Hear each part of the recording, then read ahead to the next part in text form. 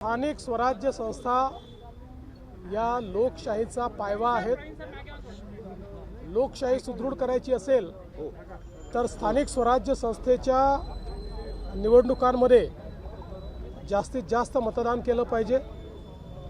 मी नेहमी असं म्हणतो की मतदान जो आहे हा केवळ अधिकार नाही आहे, ते आपलं कर्तव्य देखील आहे।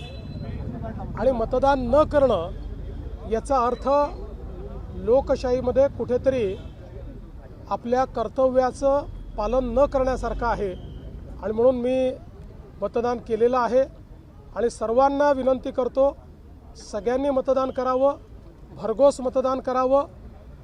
चांगलं मतदान झालं तर चांगले लोक निवडून येतात, त्यांनीच विकास होतो। चांगली शहरं तयार करायची असतील तर महाराष्ट्रातल्या 29ही महानगरपालिकेतील सर्व जनतेला मी आव्हान करतो, मोठ्या प्रमाणात मतदान करा। हल्ला झाला नागपूरमध्ये, तुमच्या उमेदवार हल्ला झाला, गालबोट लागला लोकशाहीच्या। अतिशय वाईट प्रकारे आमचे उमेदवार श्री भूषण शिंगणे हे ज्यावेळी गोरेवाडाला गेले होते त्यावेळी त्यांच्यावर काँग्रेस पक्षाच्या काही लोकांनी अतिशय भ्याड हल्ला केला। त्यांचा हात फ्रॅक्चर झाला, सोबत त्यांचं डोकं फोडलं। लोकशाहीमध्ये निवडून येता येत नाही म्हणून ठोकशाही करायची हे अतिशय चुकीचं आहे। पण त्यांनी किती हल्ले केले तरी देखील त्याचा परिणाम होणार नाही, लोकशाही जिंकेल। देवेंद्र शाहीच्या ऐवजी मार्कर पेन यावेळेस वापरण्यात येत आहे, तो पुसल्या जातोय असा आरोप होतोय। राज ठाकरे यांनी आरोप केलाय आणि अनेक ठिकाणी काही घटनाही समोर आल्या। असं आहे की पहिल्यांदा तर या सगळ्या गोष्टी इलेक्शन कमिशन ठरवतं आणि यापूर्वीही अनेक वेळा मार्कर पेन वापरलेला आहे। तथापि जर कोणाचं काही ऑब्जेक्शन असेल तर इलेक्शन कमिशनने त्या संदर्भात लक्ष द्यावं। मात्र मला असं वाटतंय की काही लोक उद्याचा निकाल प्रिएम्प्ट करून निकाल आल्यानंतर कशाला दोष द्यायचा याची तयारी करतायत, हे मात्र स्पष्ट दिसत आहे। हिंदी में बताइए कि आपने मतदान किया है, क्या आह्वान करेंगे? हिंदी में बताएं। महाराष्ट्रामध्ये केवळ आणि केवळ विकास चालेल। महाराष्ट्र विकासाच्या पाठीशी आहे। महाराष्ट्रातली जनता विकास डोळ्यासमोर ठेवूनच या ठिकाणी मतदान करेल, हा मला विश्वास है। हमारी म्यूनिसिपल कॉरपोरेशन का चुनाव हो रहा है। हमारे लोकतंत्र की एक ऐसी इकाई है जिसको हम लोकतंत्र की मूलगामी आधारशिला कह सकते हैं। इसलिए इसमें मतदान करना ये बहुत महत्वपूर्ण है। जिनका भारत के लोकतंत्र पर विश्वास है, ऐसे सभी लोगों से मेरी प्रार्थना है कि आप मतदान के लिए जाइए। मैं ऐसा मानता हूँ कि मतदान ये केवल आपका अधिकार नहीं है, तो ये आपका कर्तव्य भी है। लोकतंत्र में अगर हम अच्छा शासन चाहते हैं तो हम मतदान के लिए जाएं। इसलिए मैंने भी मतदान किया है।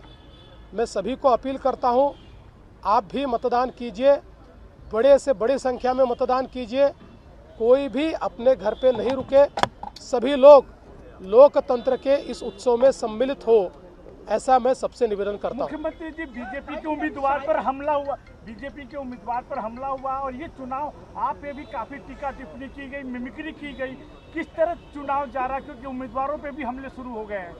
देखिए, नागपुर के हमारे उम्मीदवार श्रीमान भूषण शिंगणे, इनके ऊपर कांग्रेस के लोगों ने जानलेवा हमला किया।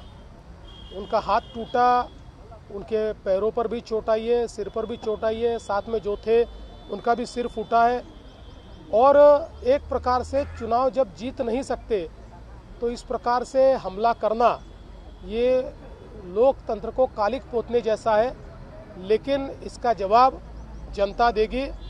और जो आपने कहा, मुझे ऐसा लगता है कि जिन्होंने भी मुझ पर कुछ कहा होगा उनको भी जवाब जनता ही देगी। चुनाव जिताने के लिए लगा हुआ है, लेकिन वो ऐसा होने प्रशासन भारतीय जनता पार्टी महायुति को जिताने का प्रयास कर रहा है। मुझे ऐसा लगता है कि अभी विपक्ष ने नई स्क्रिप्ट लिखनी चाहिए।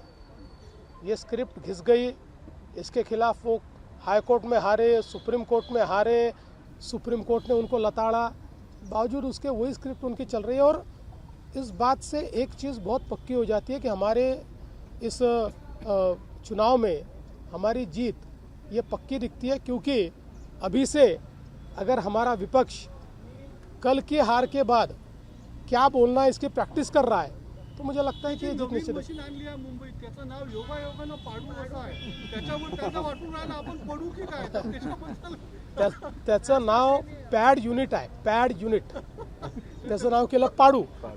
दुसरं, या ठिकाणी इलेक्शन कमिशननी स्पष्ट केलंय, मुंबई महानगरपालिकेचे आयुक्तांनी स्पष्ट केलंय, आणि त्याहीपेक्षा ही मशीन काही अचानक आणलेली नाही। मला त्या ठिकाणी ज्यावेळेस माहिती घेतली त्यावेळेस इलेक्शन कमिशननी सांगितलं, मुंबई महानगरपालिकेने सांगितलं, सगळ्या पक्षाच्या रिप्रेझेंटेटिव्हजला बोलवलं होतं, ते उपस्थित होते, त्यांच्यासमोर ही काय मशीन आहे हे सांगितलं आणि ही आम्ही का वापरतोय सांगितलं।